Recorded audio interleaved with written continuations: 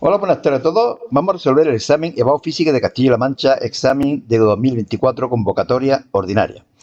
Bueno, esta es la segunda vez que grabo el vídeo, puesto que alguno de vosotros me ha comentado un error que yo había cometido y al repasar el examen he encontrado otro. Así que os voy comentando el examen y además los errores.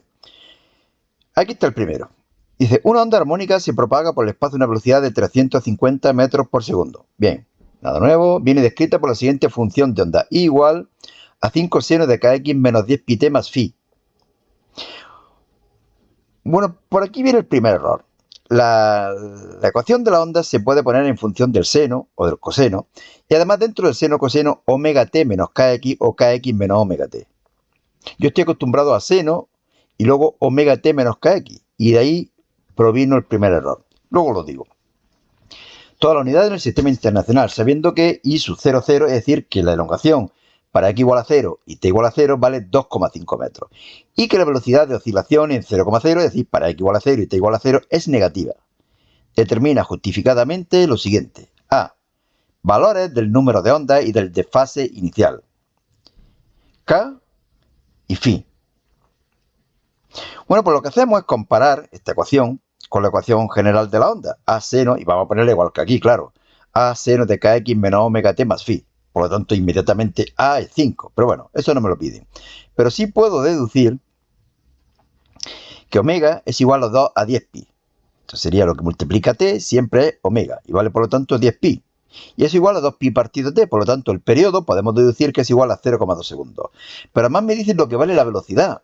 Y si sé la velocidad y sé el tiempo, puedo calcular la longitud de onda, 70 metros, y a partir de ahí el número de ondas k.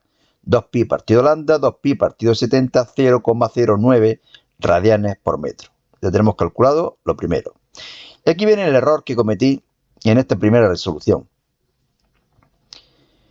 Dice valor numérico de la velocidad de oscilación y velocidad máxima de oscilación de un punto cualquiera del espacio, x. Bueno, nos dicen que la elongación vale 2,5 metros y será igual a 5 seno de kx menos omega t más phi.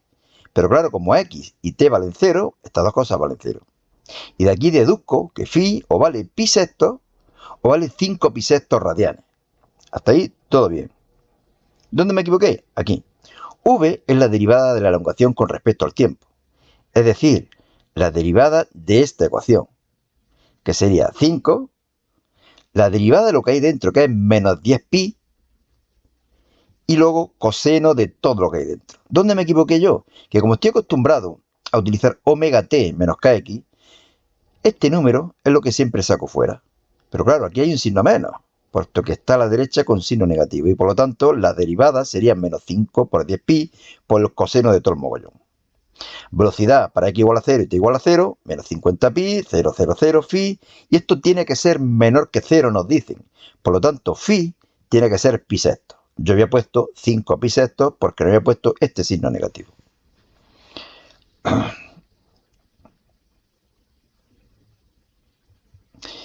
Valor numérico de la velocidad de oscilación en c en x igual a 0 y t igual a 0 y velocidad máxima de oscilación de un punto cualquiera del espacio. Bueno, la velocidad hemos dicho que es menos 50 pi coseno de 0, 0 pi sexto y me da menos 136,0 metros por segundo. Este valor negativo lo que está diciendo es que el punto está bajando en ese momento. ¿De acuerdo? C, aceleración máxima. Pues lo que tenemos que hacer es derivar de nuevo. Es decir, derivar esto de aquí. Derivamos esto de aquí de nuevo. Y para x igual a 0, mejor dicho, la aceleración máxima, bueno, es que antes nos preguntaban velocidad máxima. La velocidad máxima es cuando todo esto vale o 1 o menos 1. Y por lo tanto la velocidad máxima tendrá dos valores, más 50 pi metros por segundo y menos 50 pi metros por segundo. O lo que es lo mismo, valor absoluto igual a 50 pi metros por segundo. C. Aceleración máxima. Lo que hacemos es derivar de nuevo. Y me quedaría esto de aquí. ¿Cuál sería la aceleración máxima? Todo esto igual a 1 o a menos 1. Por lo tanto, dos valores, el positivo o el negativo, o valor absoluto, 50 pi cuadrado metros segundo cuadrado. Y por último, desfase que hay entre dos instantes para un mismo punto. Esos dos instantes de tiempo están separados por 0,025 segundos. Aquí lo único que tenemos que tener que recordar es que cuando el tiempo que separa la posición del punto es igual al periodo, el desfase es 2pi radianes. ¿De acuerdo? Cuando esa diferencia de tiempo entre los dos instantes es igual a un periodo, el desfase es 2pi radianes. Pues hacemos una regla de 3 y el resultado de la regla de 3 es esta. El desfase será igual al incremento de tiempo, la diferencia de tiempo, dividido el periodo y por 2pi. Y me da un valor de pi cuarto radianes, o lo que es lo mismo 45 grados. Bueno, pues como veis aquí había cometido el fallo al derivar. Matemática, jodido. 2. Nos encontramos una nave espacial de 50.000 kilogramos sobre la superficie de Mercurio. Sabemos que el radio de este planeta es 2.440 kilómetros y su masa 3,3 por 10 elevado a 23 kilogramos. Como veis, los ejercicios bastante largos. A. Determina el valor de la gravedad en la superficie de Mercurio. Bueno, aplicar la ecuación esta. Lo conozco todo, sustituyo, calculo y obtengo 370. Recordar, este tipo de problemas dan una facilidad y es que los resultados más o menos no los podemos esperar. Mercurio es un planeta bastante más pequeño que la Tierra y por lo tanto tiene sentido que salga 370. El peso que tendrá allí la nave, pues masa por gravedad. Masa, gravedad, 1,85 por 10 elevado a 5 Nb. Deduce la expresión de la velocidad que necesita la nave para abandonar el planeta, es decir, velocidad de escape. ¿Cómo se calcula o cómo se deduce esa expresión? Teniendo en cuenta el principio de conservación de la energía mecánica. Por aquí lo tenéis. Como solamente está actuando una fuerza conservativa, la gravitatoria, la energía cinética más potencial en la superficie será igual a la cinética más potencial en el infinito, que es 0. De aquí deducimos velocidad de escape, lo conozco todo, sustituyo, calculo y obtengo 4.248 metros por segundo. Recordar que en la Tierra es aproximadamente 11.000. Por lo tanto, en Mercurio, que salga más pequeño, parece razonable. C. Suponiendo que cuando se encuentra a una altura de 9 veces el radio de Mercurio, por lo tanto, tener en cuenta el detalle, la distancia hasta el centro de Mercurio será 10 veces el radio de Mercurio. ¿De acuerdo? Su velocidad es 1 km por segundo. Se está alejando a una velocidad de 1000 metros por segundo. Determina a qué altura en kilómetros se parará antes de volver a caer sobre Mercurio. Si es que se cae, pero sí, ¿no? Porque esta velocidad supongo que será menor que la velocidad de escape. Bueno, de nuevo vamos a aplicar el principio de conservación de la energía mecánica. La energía mecánica, a esa altura de 9 veces el radio de Mercurio, será igual a la energía mecánica en el momento en que se para darse la vuelta y caer. Igualamos energía cinética potencial, las transformamos en sus ecuaciones. Tenemos en cuenta que la energía cinética final cuando se da la vuelta es 0. Y de aquí vamos a tratar de despejar la R2. Es decir, la distancia hasta el centro de Mercurio cuando la velocidad es 0. Bueno, me queda todo este mogollón. Para vosotros quizás, bueno, para vosotros y para mí, para todo el mundo, yo creo que es más fácil ir haciendo cálculos y despejando. De esta forma lo que me he visto son redondeos. Pero bueno, como queráis. Al final lo que me queda es que R2 es igual a 5,47 por 10 elevado a 7 metros. Pero lo que me piden es la altura. Es decir, que a esta distancia tendré que restarle el radio de Mercurio. Y me queda esto de aquí. Y por último me lo piden en kilómetros. Si se nos olvida, pues bueno, supongo que nos quitarán una decimilla. Pero bueno, hay que pasar los kilómetros dividiendo por 1000. Obtengo un valor de 52.301 kilómetros. 3. De nuevo, otro ejercicio, un poco el error. Y aquí es donde he cometido el otro error. Ahora lo comento cómo ha sido. Me dicen 3 cargas A, B y C, que están aquí, aquí y aquí. Se encuentran los puntos menos 1, 0, 2, 0 y 1, 2. Menos 1, 0, 2, 0 y 1, 2. Como se muestra en el esquema. Las cargas A y B valen 2 microcoulombios. Bueno, un detalle que sean iguales. Y sabemos que el potencial en el punto 0,1, aquí, es 1685,9 voltios. A. Determinar el valor de la carga C, de esta de aquí. Bueno, pues el valor en el punto 0,1, mejor dicho, será la suma de los potenciales eléctricos creados por las 3 cargas. Principio de superposición. Sacamos factor común K, QR, QR, QR, K, QR, QR, QR. Para la distancia lo único que hago es aplicar Pitágoras. Y de aquí hay una incógnita solamente, que es Q sub C, la carga Q sub C. Bueno, pues lo he despejado un tirón, he sustituido, he calculado y he obtenido un valor de menos 3 microcoulombios. Menos 3 por 10 elevado a menos 6 coulombios. Que salga un resultado tan redondito, bueno, creo que salía 2,9999 es decir, menos 3. Ya digo que salga el resultado tan redondito suele sugerir que está bien hecho el problema. ¿Por qué sale tan redondo? Pues porque lo han planteado el problema al revés. Es decir, han puesto aquí una carga de menos 3 microcoulombios y han calculado el potencial aquí. Ya ha salido 1685,9. Nos lo dan como dato y nos piden la carga. B. Trabajo necesario para mover una carga de 5 microcoulombios desde el punto 0,1, desde aquí, hasta el punto 1,0, aquí. Como aquí sabemos el potencial, hay que calcularlo en el punto 1,0 y ahí es donde me he equivocado. El potencial en el punto 0, de nuevo, principio de superposición, será igual a la suma de los potenciales creados por las tres cargas. K, Q, Q, QR, QR, QR, todo bien, todo esto lo tenía bien. ¿Dónde me equivoqué? Al hacer esta operación. Y es que yo creo que no la hice. ¿Por qué? ¿Qué pensé? Bueno, pues el 10 elevado a menos 6 lo saco factor común y hago 2 entre 2, 1. Más 2 entre 1, 2. 1 más 2, 3. Menos 3, 0. Y puse aquí un 0. Y se me olvidó este 2. Es decir, sería 1 más 2 menos 1,5. No es 1 más 2 menos 3. Pero bueno, errores que se cometen en la vida. ¿Cómo calificarían ese error? ¿Cómo lo calificaría yo? Bueno, hasta aquí está bien. Se supone que un alumno de segundo bachillerato sabe hacer esta operación. Yo muchas veces no quito nada, a no ser de que salga un resultado horripilante. Pero la mayoría de los profesores sí quitan. Yo quitaría muy poco. 2 décimas, una cosa así. Bueno, pues el incremento de energía potencial será igual a Q, la carga que vamos a ver, por el incremento de potencial eléctrico. Lo sustituyo todo, calculo, yo tengo un valor de 0,059. Y ese incremento de energía potencial, como no hay incremento de energía cinética, será igual al trabajo que tenemos que efectuar, al trabajo externo que hay que realizar para trasladar la carga Q.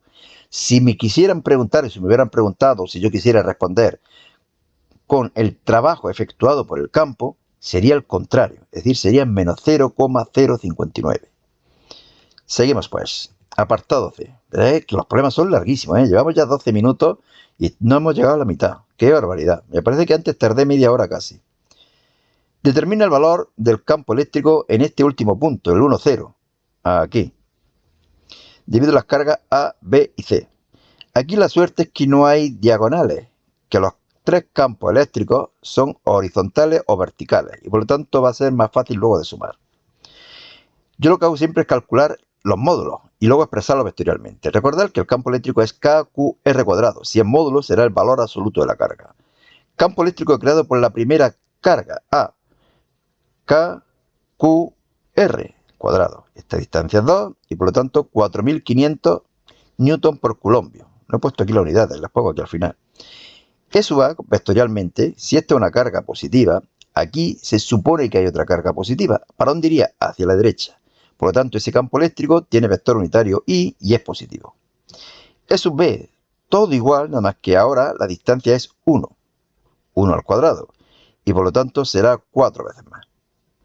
18.000 newton por coulombio, vectorialmente, como es ahora hacia la izquierda.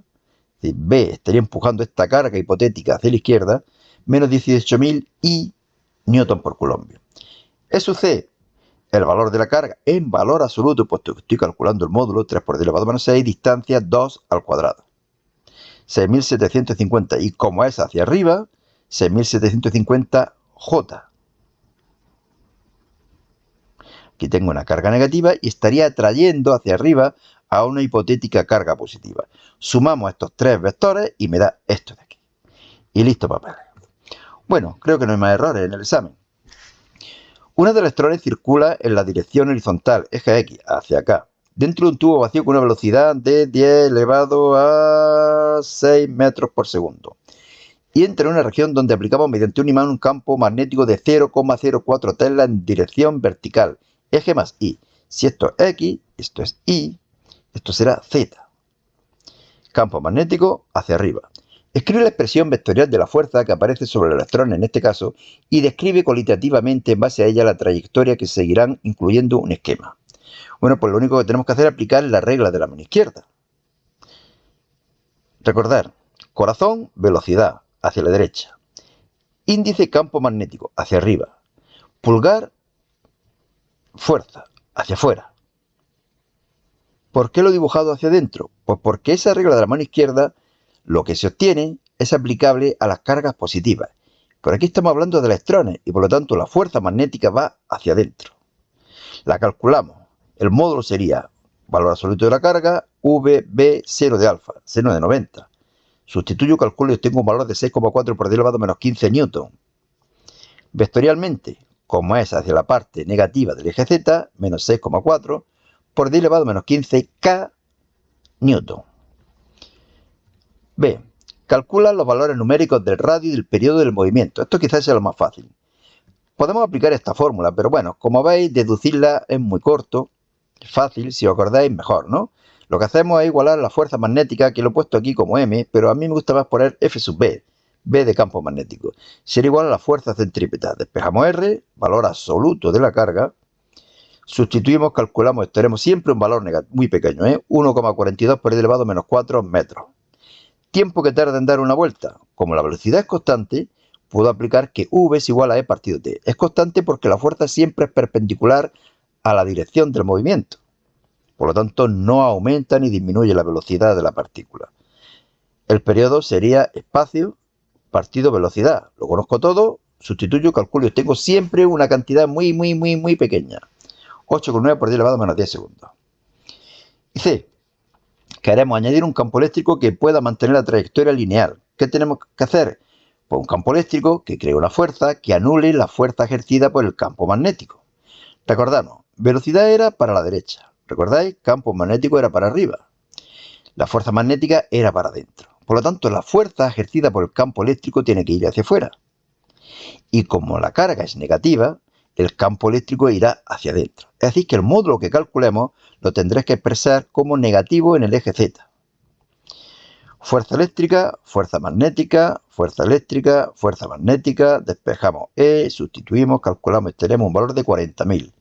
Y como es hacia adentro, menos 40.000 K newton por coulomb. 5. Creo que son 12, Me da algo. Si dispusiera de un cronómetro como único aparato de medida, este ejercicio es complicado. Podría determinar la masa de un objeto colgándolo de un muelle de constante elástica conocida. Conocemos la constante elástica.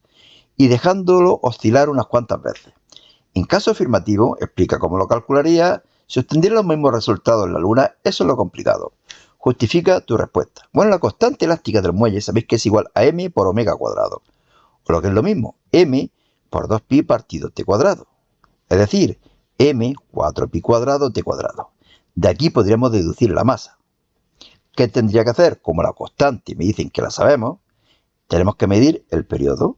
Bueno, pues a oscilar el muelle, por ejemplo, 10 veces, lo divido entre 10, ese experimento lo repito varias veces y hago la media. Sustituyo aquí y calculo la masa. ¿Hasta ahí? Bien. ¿Qué ocurre que si me voy a la Luna? Fijaros que la masa es la misma. El muelle es el mismo. Por lo tanto, el periodo tiene que ser el mismo. ¿De qué depende la constante de un muelle? Pues del material del que está hecho y de sus dimensiones. Para calcular, pero vamos a suponer que cambiara. ¿Qué haría para calcular la constante del muelle? En los muelles, cuando si yo dejo caer un cuerpo, colgar un cuerpo, hay dos fuerzas que se igualan y que por ello deben de ser iguales en módulos. Son el peso y la fuerza elástica. El peso y la fuerza elástica. mg será igual a k por delta x. K será igual a mg partido delta x. ¿Y qué pasa en la Luna? Que la gravedad es más pequeña. Pero claro, si la gravedad es más pequeña, delta x también es más pequeño y por lo tanto k no cambia, como esperábamos. Por lo tanto, en la Luna la gravedad es menor, pero también menor el alargamiento. Es decir, como sospechamos, la constante del muelle no cambia. Solo depende del material, del muelle y de alguna de sus dimensiones. Como sabemos además, la masa del cuerpo no cambia al pasar a la Luna. Deducimos que el periodo del movimiento tampoco se modificaría. Obtendríamos los mismos resultados. Siempre se ha dicho que cuando medimos la gravedad con un péndulo, pero es que es un péndulo, el péndulo se mueve gracias a la gravedad que hay en la Luna o en la Tierra, y por lo tanto el periodo sí cambia el de un péndulo. Pero el periodo del movimiento de un muelle no va a cambiar porque solamente depende de K. Y K No cambia cuando nos cambiamos de sitio. Complicadillo. 6. Bueno, fácil ya. Un avión produce 150 decibelios a 1 metro de distancia. ¿A qué distancia del avión el nivel de intensidad sonora se encuentra un máximo de lo que establece la ley? Es decir, 65 decibelios. Bueno, pues lo primero que hago es calcular. Y no me da ni su cero, ¿no? No me da ni su cero. Vale. 150 sería igual a 10 por logaritmo de i partido i sub 0. Entonces 15.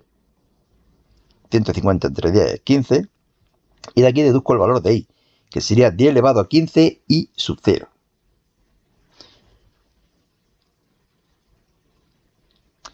Bueno, pues la intensidad, sabéis que es la potencia partido superficie. Potencia partido 4pi r cuadrado. Pero en vez de i podemos poner 10 elevado a 15 i sub 0, que es igual a potencia partido 4pi.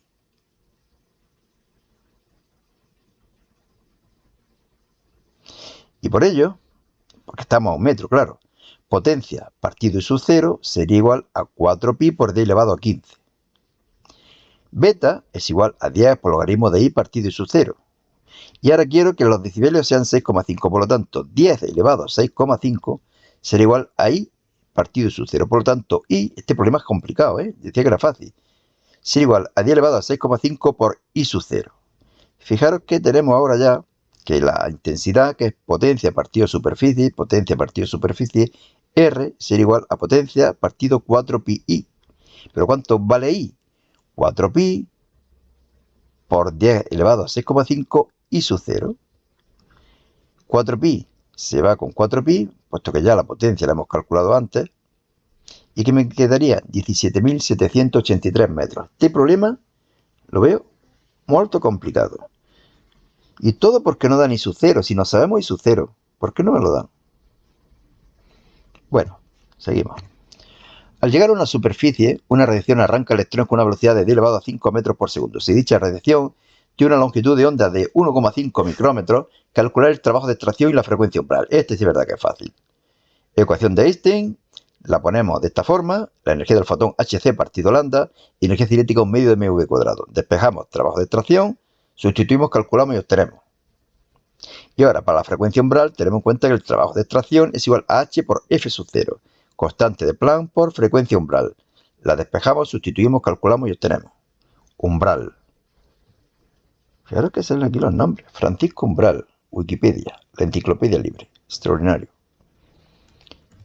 8. Un trozo de papel producido a partir de material vegetal, extraído de los manuscritos, tiene una actividad de 10,93 desintegraciones por minuto.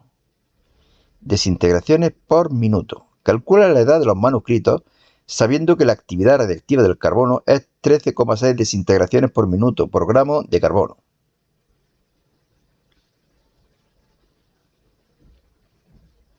Bien.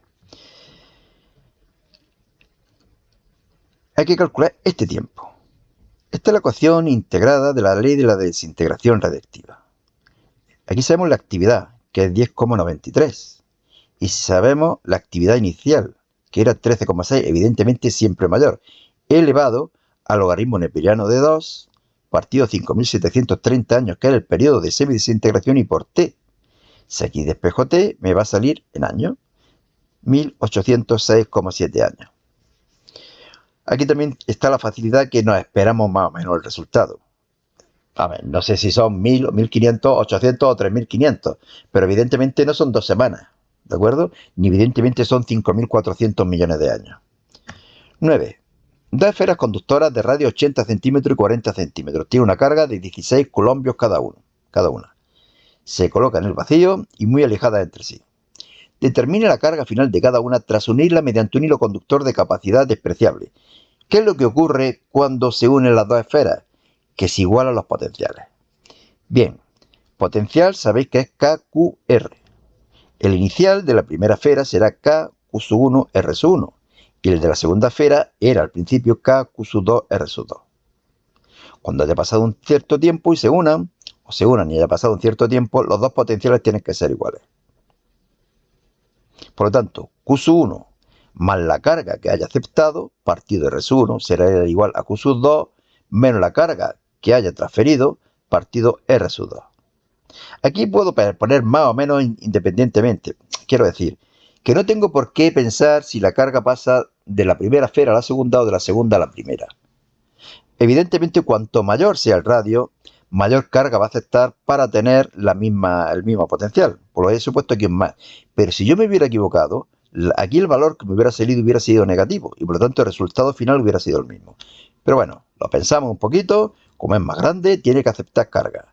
Y aquí lo conozco todo, menos Q, menos la carga transferida, que son 5,33 coulombios. ¿Cuál será, por lo tanto, la carga final de la primera esfera? 16 más 5, y de la segunda, 16 menos 5. Y estas son las dos cantidades finales. 10. Una espira conductora circular descansa sobre el plano XY y está sometida a un campo magnético uniforme cuyo valor es B igual a 0,014 T cuadrado K, es decir, que va hacia arriba. Y fijaros que va aumentando. Cuando mayor sea el tiempo, mayor va a ser el campo magnético. Por lo tanto, se va a crear un campo magnético en sentido contrario, un campo magnético inducido en sentido contrario. Regla de la mano derecha: para crear un campo magnético hacia abajo, tiene que existir una corriente en este sentido.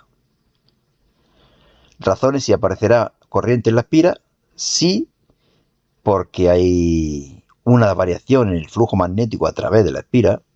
En caso de producirse, explica su sentido y dibújalo. Bueno, pues ya lo hemos hecho. Se acabó. 11. El exoplaneta Kepler 442b es de momento el más parecido a la Tierra de todos los descubiertos. Si hiciésemos un experimento de medida del periodo de un péndulo, vaya hombre, ahora sí el péndulo, de masa 20 gramos para determinar su valor, contando el tiempo que tarda en oscilar 5 veces, obtendríamos los siguientes resultados cuando la longitud del péndulo es 30 centímetros. Nos dan estos 6 valores. Recordar que explica el procedimiento para determinar el valor de la gravedad en la superficie del planeta y calcular su valor. ¿Qué valor habríamos tenido con un péndulo que tuviera el doble de masa? No cambiaba, me parece. Bueno, esta es la ecuación que relaciona el periodo del péndulo, la longitud y la gravedad. De aquí despejo la gravedad, que es lo que quiero saber. ¿Y qué es lo que hago? Pues calcular la gravedad con estos 6 valores. Fijaros que tenemos la longitud 30 centímetros en metros, 4 pi cuadrado, 4 1,95 entre 5. ¿Por qué entre 5? Pues porque estamos midiendo 5 oscilaciones, supongo. Sí, 5 veces. Nos da un valor de 12,08. Aquí 11,75, 11,29, etcétera, etcétera, etcétera. ¿Cuál tomamos como valor correcto? Hacemos la media y a tomar viento. 12,00 metros por segundo. De nuevo, fijaros que son resultados razonables. La gravedad puede salir 10, puede salir 13, y puede salir 6, y puede salir 4. Lo que no va a salir es 1.500 millones. ¿De acuerdo? Ni 10 elevado a menos 83. Último ejercicio. Lo último que nos preguntaban. Como vemos, la ecuación de la gravedad, esta no depende del valor de la masa, solamente depende de su longitud y del valor de la gravedad del lugar en el que hacemos el experimento. Si no cambiamos el lugar del experimento y la longitud del péndulo es la misma, aunque cambiamos la masa del péndulo, el valor obtenido para la gravedad será el mismo. Bueno, en un experimento de las leyes de Snell, la luz puede viajar por el aire, fondo blanco, aquí. O por un cristal desconocido, fondo oscuro, aquí. Extrae de los casos A y B los ángulos de incidencia y refracción y determina justificadamente el índice de refracción del vidrio, justificando si es o no el mismo material en los dos casos. Explica por qué en el caso C no se observa rayo refractado. Bueno, parece bastante fácil. Aplicamos la segunda ley de Snell para la refracción en los dos casos. Seno de I, que es 30. Seno de R, que es aquí 25 parece, o por ahí. 20. ¿De acuerdo? Contar la rayita y sería 20. N cristal, N aire. Despejamos el N del cristal y nos da 1,46. Lo hacemos para este segundo experimento. Pasa del vidrio al aire. Evidentemente se separa de la normal. Aplicamos aquí que el ángulo es de 30 grados y que aquí el ángulo es de 45. Nos da un valor de 1,41. Por lo tanto, el material no es el mismo, evidentemente. El índice de refracción de un material es el mismo siempre. Depende del material del que está hecho. ¿Por qué aquí no pasa al segundo medio? Ángulo límite, reflexión total. Reflexión total, sí, qué raro me ha quedado, ¿no? Cuando la luz pasa de un medio a otro con menor índice de refracción, la luz se separa de la normal y puede llegar un momento en que no pasa al segundo medio. Eso ocurre cuando el ángulo es mayor que el ángulo límite.